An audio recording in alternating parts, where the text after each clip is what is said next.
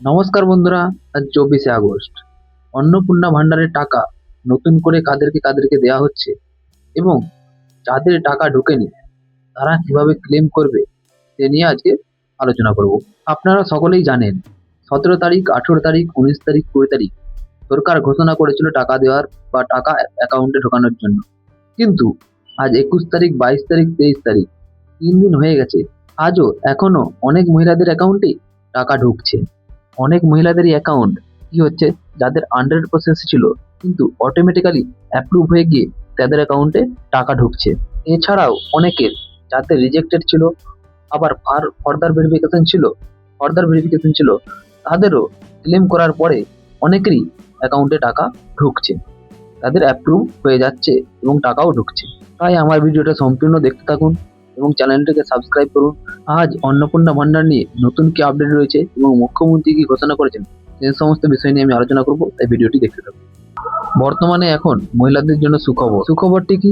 সুখবরটি হলো 22শে আগস্ট থেকে পোর্টালে পুনরায় আবেদন অ্যাপ্রুভ হয়ে যাচ্ছে এবং যারা যোগ্য তাদের অ্যাকাউন্টে 3,000 করে টাকা ক্রেডিট হয়ে যাচ্ছে। এছাড়াও মুখ্যমন্ত্রী ঘোষণা করেছেন ভবিষ্যতে এই পরিকল্পনার আওতায় 20 থেকে 30 লক্ষ অতিরিক্ত যোগ্য উপভোক্তাকে এই প্রকল্পের আওতায় আনা হবে এবং তাদেরকেও 3,000 টাকা করে দেওয়া হবে। মুখ্যমন্ত্রী এটি ঘোষণা করেছেন। এরপরে এই সতর্কবার্তাও দেওয়া হয়েছে যে সবার টাকা কিন্তু একই দিনে ঢুকবে না। আবেদন যাচাইয়ের পরে পরে ধাপে ধাপে সবাইকে টাকা পাঠানো হচ্ছে এবং এক এক করে সবাই টাকা পাবে। আপনারা সকলেই জানেন 17 থেকে 20 তারিখ এই 4 দিনে মোট 1.5 কোটি মহিলাকে টাকা দেওয়া হয়েছে এবং যাদের আন্ডার প্রসেসে ছিল তাদেরকে ক্লেম করতে হচ্ছে না, তাদের অ্যাকাউন্টে টাকা দিয়ে দেওয়া শুরু হয়ে গেছে, মানে তাদেরকেও অ্যাপ্রুভ দিতে চালু হয়ে গেছে, অ্যাপ্রুভ দিয়ে দিচ্ছে এবং টাকাও অ্যাকাউন্টে ঢোকানো চালু হয়ে গেছে।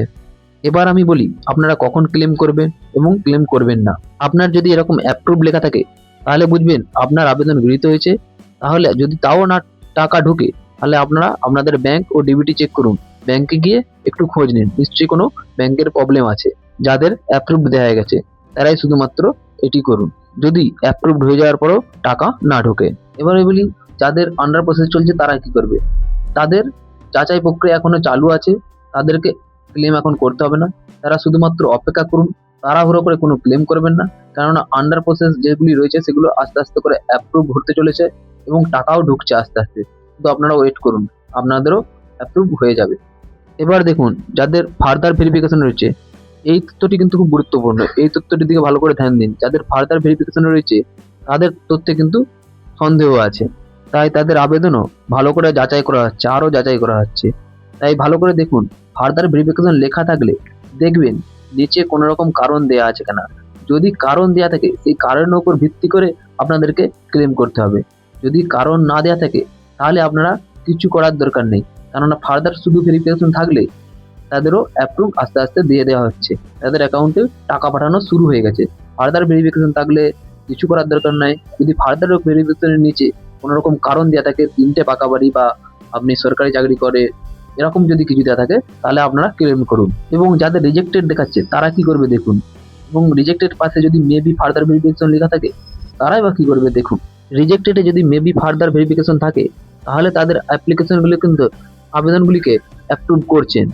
যদি শুধু রিজেক্টেড থাকে সেগুলোকে কিন্তু বাতিল করে দেওয়া হচ্ছে। তাই শুধু রিজেক্টেড দেখালে আপনারা আপনাদের সঠিক তথ্য দিয়ে ক্লেম করুন। ক্লেম করার পর হয়তো আপনাদের আবেদনটি গ্রহণযোগ্য হতে পারে। আর ব্যাংক ভ্যালিডেশন যদি ফেল দেখায় তাহলে আপনাকে বুঝে নিতে হবে যে আপনার ব্যাংকের সমস্যা।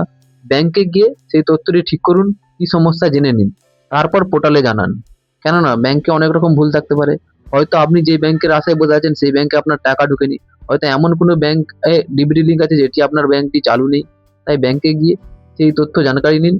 হয়তো এমনও দেখা যেতে পারে আপনার আধার কার্ডের সঙ্গে ব্যাংকের বইয়ের নামের মিল নেই, সেগুলি সংশোধন করুন, আপনাদের পয়সা অ্যাকাউন্টে চলে আসবে। তাই যে সমস্ত ব্যক্তিদের স্ট্যাটাস অ্যাপ্রুভ দেখাচ্ছে কিন্তু অ্যাকাউন্টে টাকা নেই বা টাকা ঢোকেনি, তাদের কিন্তু পোর্টালে অ্যাপ্রুভ দেখালেও টাকা না আসার মূল কারণ হলো যে ব্যাংকের সমস্যা। বিশেষত আপনাদের কোন ব্যাংকগুলো বেশি সমস্যা, যে সমস্ত ব্যাংকগুলো কোঅপারেটিভ ব্যাংক সেই ব্যাংকগুলিতেই বেশি সমস্যা হচ্ছে। এবার আমি আসবো ক্লেম আপনারা কিভাবে করবেন এবং ক্লেম করার সঠিক নিয়মগুলি বা অস্ত্রগুলি কি কি। দেখুন, ক্লেম করার সময় আপনারা অবশ্যই ভোটার কার্ড এবং ভোটার স্লিপ আপলোড অবশ্যই করার চেষ্টা করবেন। তাই ক্লেম করার আগে আপনারা ভোটার কার্ডের এপিঠ এবং ওপিঠ দুই পিঠেরই পিডিএফ ফাইল তৈরি করে রাখবেন আপলোড করার জন্য, এবং তার সাথে যদি ভোটার স্লিপ রাখতে পারেন, ভোটার স্লিপের ছবিও রাখলে খুবই আপনাদের জন্য ভালো হবে। ক্লেম করার সময় ক্লেমটি খুব যোগ্যপূর্ণ বলে মনে হবে। এবার চলে আসি আপনারা ক্লেমের ঘরে কি লিখবেন এবং কি লিখবেন না। দেখুন ক্লেমের ঘরে এরকম কোনো কিছু লিখবেন না যেমন আমি অন্নপূর্ণা ভান্ডারে টাকা পাচ্ছি না কিন্তু লক্ষ্মীর ভান্ডারে টাকা পেতাম, তাই আমি অন্নপূর্ণা ভান্ডারে কেন টাকা পাচ্ছি না, আমার টাকার খুব দরকার, আমার টাকা চাই, আমাকে অ্যাপ্রুভ করুন, এসব কিছু লিখবেন না। মোটেও আপনার কাজ হবে না। তাই এসব ভুল তথ্য লিখবেন না। আপনাকে কি লিখতে হবে সঠিক, সেটি হলো যে আপনার স্ট্যাটাসের নিচে কি লেখা দেখাচ্ছে তার উপর ভিত্তি করে আপনাদেরকে ক্লেম করতে হবে। যদি ধরুন আপনার ঘরের সংখ্যা যদি ভুল থাকে, যেমন 3টে ঘরের বেশি যদি আপনার দেওয়া থাকে, তাহলে আপনি লিখবেন যে আমার ফর্মে 3টে পাকা ঘর দেখানো হয়েছে, সেটি সম্পূর্ণ ভুল। বাস্তবে আমার 3টে পাকা বাড়ি নেই বা ঘর নেই, 1টি কি 2টি আছে, সেটি সম্পূর্ণ সঠিক তথ্য দিয়ে যুক্তিসঙ্গতভাবে লিখে দেবেন। উল্টোপাল্টা বেশি বাড়িয়ে লিখতে যাবেন না। আর যদি পারেন ছবি সহ প্রমাণ দিয়ে আপনি ঘরের সামনে দাঁড়িয়ে ছবি তুলে আপলোড করে দিতে পারেন। এইবারে দেখে নিন আপনারা ক্লেম কিভাবে করবেন এবং কোথা থেকে করবেন। আপনারা আপনাদের নিজ নিজ মোবাইলের ক্রোম ব্রাউজারে চলে যাবেন এবং সেখানে গিয়ে লিখবেন socialregistry.gov.in। পোর্টালে ঢুকে আপনারা আপনাদের ডিস্ট্রিক্টটি সিলেক্ট করবেন। তারপরে আপনারা আপনাদের 10 ডিজিট মোবাইল নাম্বারটি বসাবেন। তার নিচে যে ক্যাপচাটি রয়েছে ইংরেজি অক্ষর দেখে দেখে এই ঘরেতে ফিল আপ করবেন। তারপর রিকোয়েস্ট ওটিপি এই অপশানটিতে চাপবেন। তারপর আপনার মোবাইলে 6 ডিজিটের একটি কোড আসবে, সেই কোডটি এখানে বসিয়ে আপনাকে ভেরিফাই অ্যান্ড কন্টিনিউ অপশানটি টিপে এগিয়ে যেয়ে তার পরের পেজে যেতে হবে। তারপর ক্লিক করে আপনারা পোর্টালে ঢুকবেন। পরের পেজে আপনারা আপনাদের অ্যাপ্লিকেশন নাম্বারটি দেখতে পাবেন। পরে স্ক্রল করলেই দেখতে পাবেন ট্র্যাক স্ট্যাটাস এবং অবজেকশন অ্যান্ড ক্লেম। তারই নিচে আপনারা আপনাদের পরিবারের সমস্ত ব্যক্তির নাম এখানে দেখতে পাবেন। যেজন অন্নপূর্ণার জন্য অ্যাপ্লাই করেছেন তার নামটি এখানে দেখতে পাবেন। এখানে হয়তো আপনার লেখা থাকবে অ্যাপ্রুভ বা অন্যরকম স্ট্যাটাস দেখতে পেতে পারেন।